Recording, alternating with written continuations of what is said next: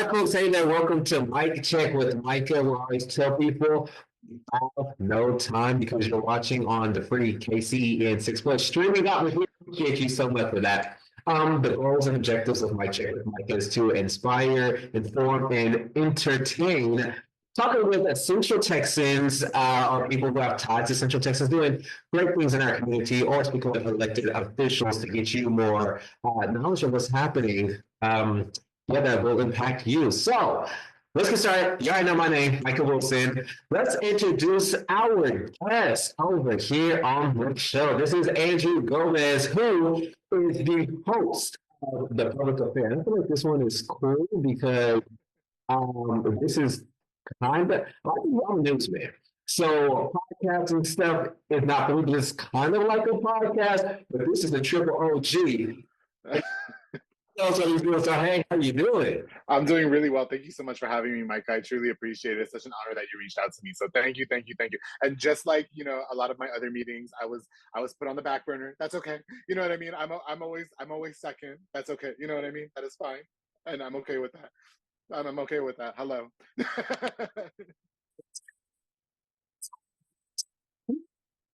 So it's hard for me. I'll say for me.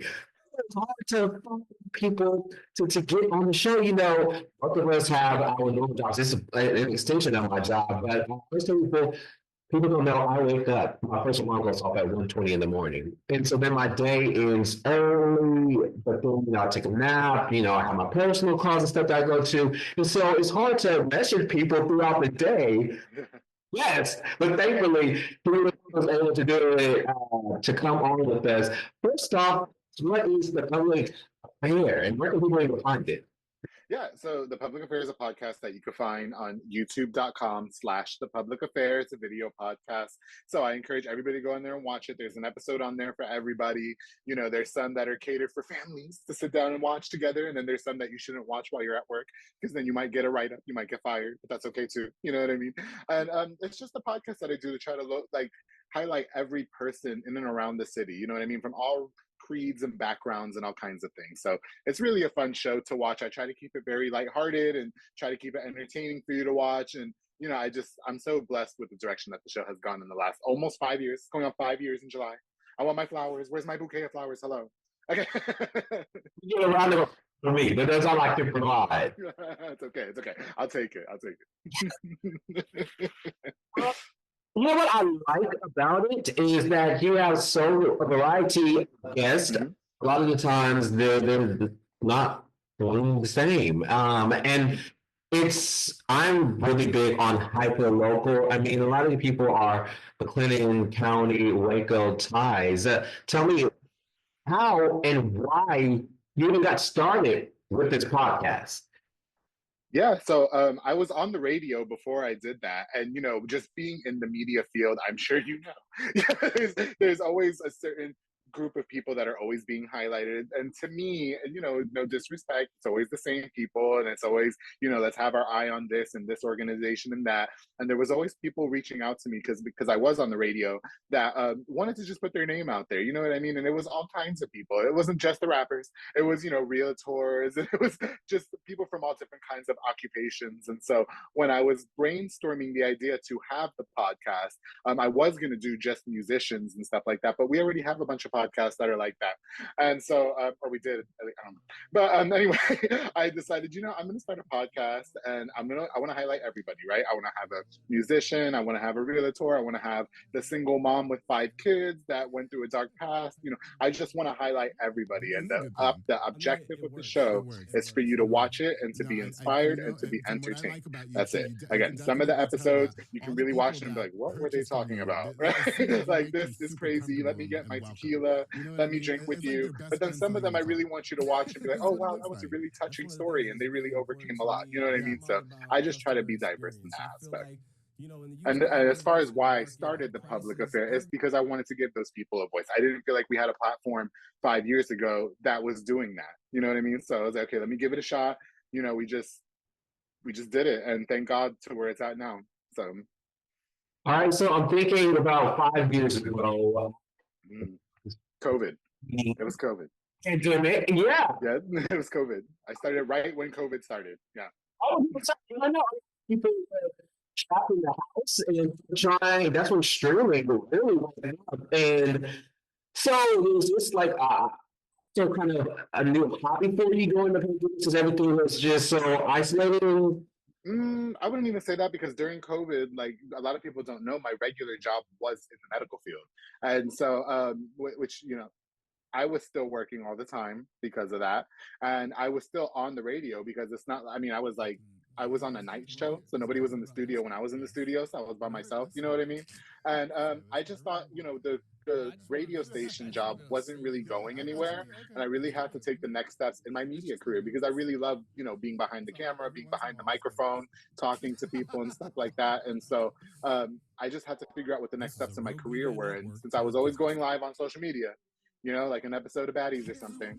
I was like, okay, let's start a podcast. You know what I mean? Let's try this out. And again, by the grace of God, it's just taken off to where it's at now, and it's only getting bigger. And I'm just so grateful for that. Truly, I am. All right, we'll get more to the podcast and a little bit about what you expect and that thing. But I want to kind of talk about you. Tell us a little bit about where you grew up, to Central Texas, how you got here and all that. Yeah. Well, so I'm originally from Long Island, New York. Shout out to New York. And we moved here when I was like 14 years old. And I went to Lorena High School at first. Then I graduated from Midway High School. And so we've been living in Texas, I'd say close to about 16 years or so at least. And I just really have grown to love this city and like the growth that it's taken and the direction that it's taken. But yeah, just a little bit about me. I'm just from over there, so I feel like my mannerisms were a little bit different in the beginning, especially as it pertains to how I interact with people. I had to learn my ma'ams and sirs because that's not how we talk up there. You know what I mean? But for, I've learned a lot living in Texas, and I really like love. I grew a love for like what it's worth. You know what I mean? Especially here in Waco, I love the direction the city is going and just stuff like that. So, and believe it or not, I was very antisocial growing up. Who had no friends was me. I didn't want to talk to nobody. I didn't want to do nothing. And yeah, and now look at me. Now people just won't leave me alone. So Tell people, so I'm from Oklahoma City. Shout out all to my city to the day I die. So, and that Southern hospitality, I've kind of always been around it. I've lived in Northwest Arkansas, Fort Smith, Fayetteville for a little bit, and now I'm here. And I did take a vacation to Chicago, which is technically the Midwest, but I'm gonna tell you, a different lifestyle. yeah. South, I was like, that's different. Like, Yeah. It's a bit of a culture shock, I will say, but it is what it is. I've grown. I really feel like I adapted to the Texan lifestyle, and so now when I go back to New York and I go visit or something, they're like, "Yo, is that how you talk for real? Like, you have manners? You know what I mean?" It's just things like that. Yeah. So. so we have Dominic, who I think he's from the Bronx. So it's always interesting. You said that when you were younger, you didn't really talk and mess up.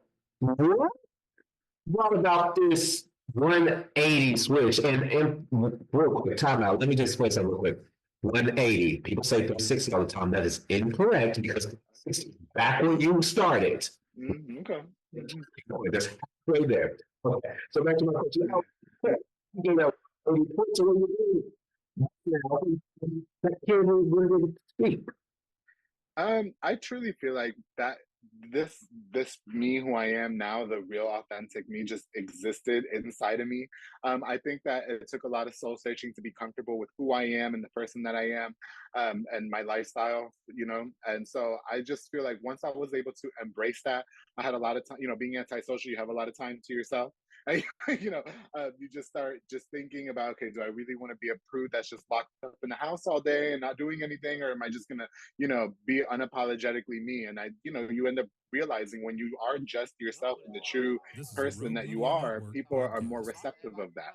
And I really feel like that ties into the success of the podcast because when we're doing an episode, I'm not being like somebody that I'm not. And I feel like people have a really good perception of when you're faking it. You know what I mean? And so I wanted to just be who I was unapologetically and, make sure I still did good work at the end of the day and be respected and respect others. And so as far as me coming out to who I truly am, I just felt like that I had to really take the time to take a step back and embrace who I truly am. And I feel like that really just opened my world up to so many different things, and especially, with what I got going on I mean, was that a tough journey to do that, to really? now. No, nobody cared. Nobody cared. It's like when you're antisocial and you have no friends, who's going to care, right? And so, no, it really wasn't a tough journey, to be honest.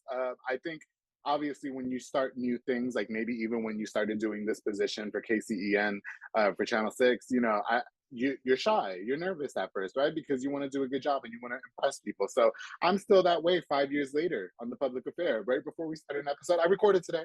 Hello. And I still get nervous. You know what I mean? I want to make sure that the guest is comfortable. I want to make sure that the person I'm inviting on the show, I want to make sure that the crew behind the scenes, shout out to Rogue.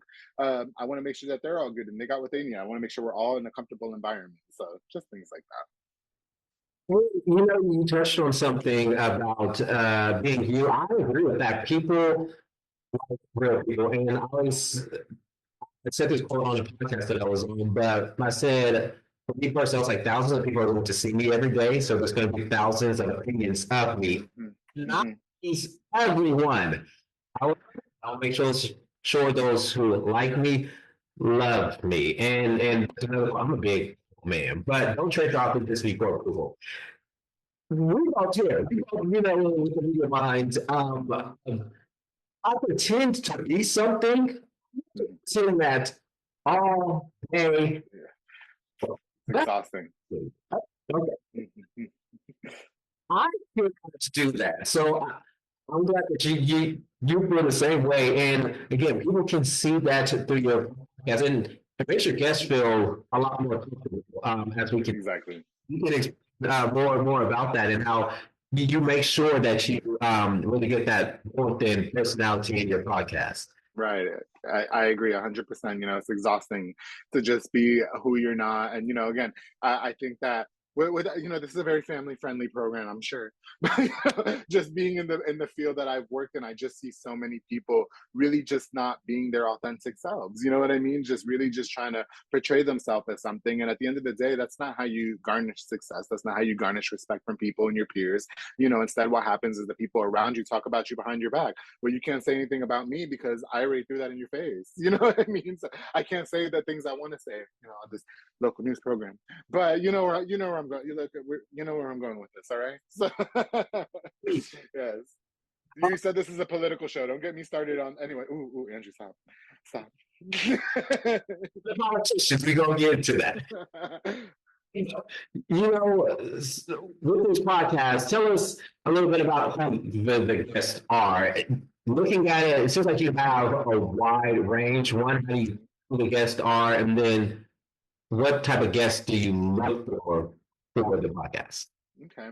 Well, as far as who the guests are, like I say, they range, like you just said, from different lifestyles, from different backgrounds, from different occupations. The episode that I just recorded today, that's going to be out very shortly, is with a guy named Andy Mendoza, and he runs Tres Manos Coffee, and it's like a coffee truck, but there's more behind, not a coffee truck, a coffee cart, and there's more behind the scenes to it. There's like a dark past that he really just kind of revealed us to, and why he chose to do this particular occupation, and how much his grandpa and him, building the cart meant a lot to him, especially coming from a family, where all they had to do was work. You know what I mean?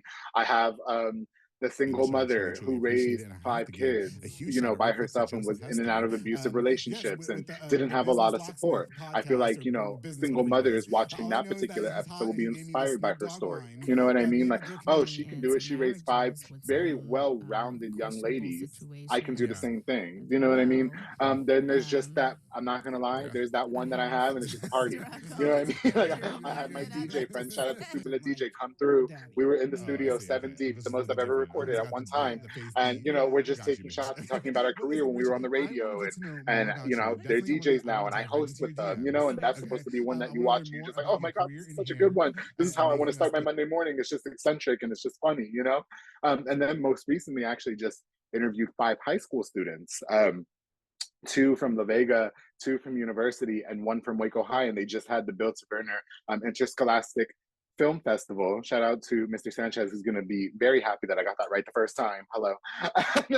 You know, they talked about their short films that they're making. You know what I mean? So then I get to tap into that audience, you know, because now kids are very in tune with the internet. And so when I host like quinceañeras and stuff like that, you wouldn't believe how many 14-year-olds come to me and say, "Oh my goodness, I love your podcast." So I really had to just kind of like change the direction of the show just a smidge, because you have to be mindful that there are children watching. You know what I mean? And I know that it's an adult content show for sure, but at the end of the day, everybody's watching you. You know what I mean? So, you know, I'm very mindful about the things that I talk about now, and, you know, the information that I do share, because, you know, if anything, I want to be an inspiration and use my voice for positive things. So, or at least try. I don't always hit the mark, but, you know.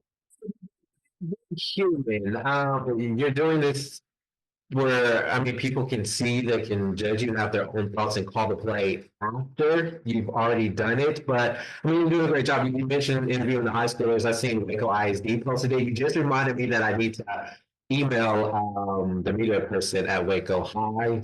I was getting so if you're watching this, my apologies. Oops. But you know, I see some guests like I want to say I know he was a Baylor grad and he went to the Olympics before. Will London. I love Will London. Can we talk about Will London for a second, please? See, you know, it was on NBC. Phenomenal. You got that. Had to come back. Just Bro, let me tell you something. Will London is a phenomenal young athlete. And I really feel like everybody should go watch his episode. It just came out, I think before the end of the year last year, if I'm not mistaken. And just like his outtake on things and you know, kind of like what I was just saying, how the youth are watching us and how we really just need to be careful and, you know, being accountable. You know, we can't just be going out and partying all the time. We have things going on in our lives. I have such a high level of respect for that guy. And every time he sees me, it's like you don't even think about the person that was in the Olympics, and you know he's up here. He really is just very humbled and embraces you for who you are, and so that's my guy right there. I love Will. He's great. All right, I think I already asked it. I'm asked again. People who watch the podcast, what can they expect from it, and what do you want them to take away after watching even just one episode? Yeah. No matter what, when you watch The Public Affair, you can expect a good time. All right. It comes out every Monday, and that was strategic. Okay. Because Mondays, nobody wants to get up on a Monday. Nobody wants to go to work on a Monday. Nobody wants to do nothing on a Monday, but they come out at 6 o'clock in the morning on youtube.com/The Public Affair. And when you watch it, just please know that it's going to be something that's going to really just start your week off on a good note. It's going to be something that's going to be, oh, wow, this is outrageous. I love this so much, and I can't wait to see who he's going to have on next. It's a diverse show. There's all kinds of different guests. You're going to get to know a lot of different people from in and around the city. And I just want people, when they watch it, to feel like they watched something with substance, and they watched something, you know, that made their day, for lack of a better phrase, I guess, you know? So it's just a really fun watch is what it is. And it's informative, but it's not boring because it's fun. Yes. Hello. Thinking balance of that. So what I want to talk about is a lot of the times, you know, people are scared to put other people, you know, that saying that people, they want to see you do it, but they don't want to see you doing better than them. However, with this podcast, it's like, everyone can come on, we can all celebrate everyone that did it. Pretty soon as we can celebrate what they're doing in the community. Is that a goal and aim that you made sure that you're doing? A goal, elaborate on that last part. Is that just a goal and aim that you're trying to do to showcase that, like, hey, we can all be celebrated, we can all face the different aspects that make our community? Yes, and you know, I definitely think that no matter what you do, naturally people become competitive, and it's really just how you respond to that. Do you know what I mean?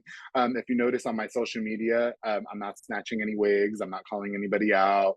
You know, I'm not going in on people, I'm not fighting with people, because then it really just takes away with what you're trying to do. You know what I mean? And I guess, yeah, the ultimate goal would be for something like that, just to kind of show everybody that there's more to this city specifically than what is being highlighted all the time. And it can start on The Public Affair. That's cool. You know Hey what I guys, mean? what's going So. on? It's me, Andrew G, and welcome to another exciting Yeah, episode of about The Public how Affair. you kind Now, of if you have any feel interaction on this episode in of the show, definitely love want to cater this to with the Waco. ladies, And I and mean, we're a going to lot of talk about people race today. So watching before we this get into from everybody getting ready for Temple, Coppers Cove, try Wayne, Del Meade,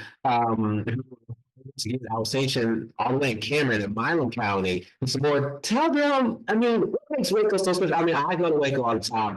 I know. To tell me what makes Waco just so special and why you love it. I just think that the city is growing, to be honest. I feel like, 10 years ago, 15 years ago, when I moved here, it was just one of those small towns that you pass through to get to the big city. You know what I mean? And I feel like now we just have a lot more things to do. We have a lot more sights to see. on the show. I truly, I truly don't want to appreciate sound it. like And a I have to give typical a huge tourist shout out real quick to answer or Joseph whatever, Lester. but I guess as Yes, far I with the see Business a lot of Locksmith talent podcast or in this city. business, whatever he does. I I see a know lot that of he's hot talent and he in gave this me this city sweet that dog is wine overlooked. that me and my girlfriend Okay. are And that's what I This was focus on because I remember when I was overlooked. Okay. So I think that when people come to this city, they will I be have exposed to a lot of talented individuals, a lot of phenomenal scenery, and really, really great businesses that do really good things and that have good food as well. Oh, that was man, the food. Okay, so I am a big back. Like I think I mentioned it in its I do this thing on my Facebook called Small Business Saturdays, and I talk about businesses all over Central Texas. And I have to tell you, one of my favorite places uh, is Cajun Crab, Mhm. 17th or 18th Street. Oh my gosh, delicious. And then my coworker and I, we were just talking, we were like, man, I think Waco has the best meals in Central Texas. It, it has so much, and I just got here in 2023, so this is all I know. But even since I've gotten here, I've been seeing it grow and expand, and been having ribbon cutting ceremonies, and a lot's going on in Waco. Oh yeah, for sure. Speaking on Creole cuisine, Louisiana inspired food, there's a restaurant that you need to try called Armstrong's Bayou Cafe. It's in Union Hall and Union Grove. The best Cajun I've ever had in my entire life. Oh my goodness, the crab cakes they're giving every single time I go. The Cajun pastas, every single thing is so good over there. Yeah, I think that's what I had. Okay, look, Yeah. do you know where to go? Let's check people there. Is and honestly, well, I don't need a lot of choices. So when I go there, I'm like, I want chicken, pasta. I want, you can't just eat ice cream. Yeah. Yeah, for sure. So awesome. And I think that's something that is that um, I guess a lot of places in Central Texas don't have a list that I've seen, and I think that's so cool that it makes Waco that destination from the new restaurants downtown to herringbone. Oh my gosh, I want to go top. That is so cool. Yeah, most definitely. Oh, thank you so much for coming on. It looks like I timed it pretty well. Too close for me. I did what I had to do on this one. Real quick, tell them they can follow you as well as where they can watch that public affair because somebody grab your pen right now. Yes. In your notes, I'm some time. I was gonna say it. Yes, of course. You guys can follow me on all my social media platforms, Instagram, TikTok, Facebook at The Public Affair. Please go subscribe to my YouTube channel and turn notifications on youtube.com/The Public Affair. New episode out every single Monday. And don't forget to always keep it between us. Thank you so much for joining. Thank you so much for joining us. And thank you all so much for joining us here on 6 Plus. I'll see you when I see you on Texas Today, Monday through Friday from 4:30 to 7 a.m. Yeah, it's so early in the morning. It's dreadful. But we have a good time. We like to now. We like to keep you informed. But yeah, thank you so much for joining us for Mic Check with Micah here on 6 Plus. I'll see you when I see you.